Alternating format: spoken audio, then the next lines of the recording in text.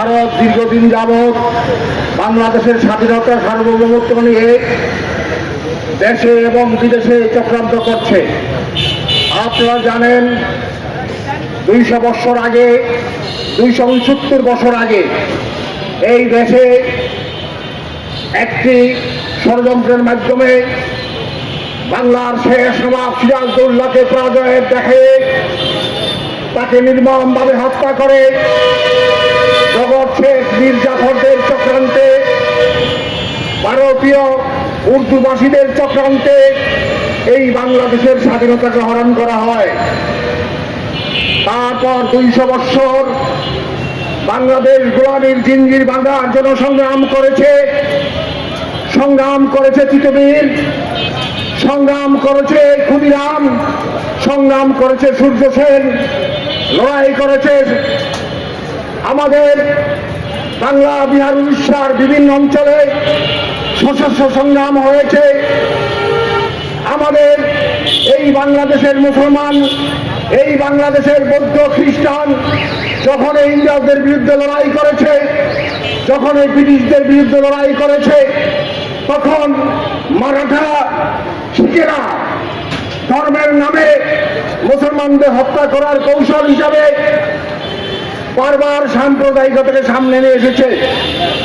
আপনারা জানেন রায়বরেলির সেই ভয়াবহ যুদ্ধের ইতিহাস। আপনারা জানেন মির্জাফর শুধু একলা চক্রান্ত করে নাই, তার সাথে রাজা রায়দুল্লভ, রাজবল্লভ, এই সমস্ত মারোয়ারিরা চক্রান্ত করে বাংলাদেশের স্বাধীনতাকে হরণ করেছিল। তারপর এই বাংলাদেশকে ধ্বংস করে দখল করার পরেই ধীরে ধীরে টিপু সুলতানকে হত্যা করে, মীর কাসেমকে খুন করে সারা ভারত ব্রিটিশের হাতে তুলে দেয়। এই তথাকথিত সাম্প্রদায়িকতায় বিশ্বাসী যারা এখন এই মোদির বংশধর ছিল, আজ থেকে 200 বছর আগে, 300 বছর আগে মোদিরা জন্মগ্রহণ করে নাই, 1000 বছর আগে এই মোদিরা ছিল।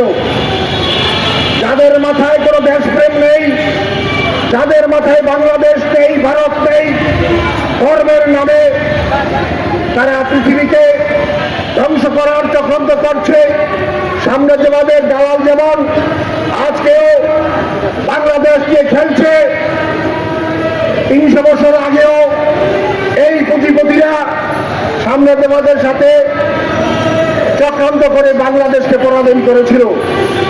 আপনারা খবর নিয়ে দেখবেন সারা ভারতের যত গৌরবের ইতিহাস আছে সব মুসলমানরা করেছে।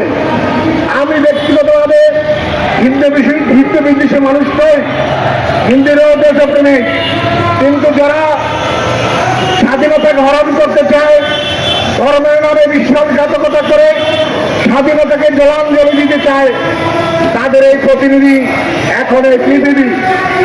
কত বড় দুঃসাহস এই বাংলাদেশের মাটিতে দাঁড়িয়ে তারা আমাদের দেশকে গ্রাস করতে চায়।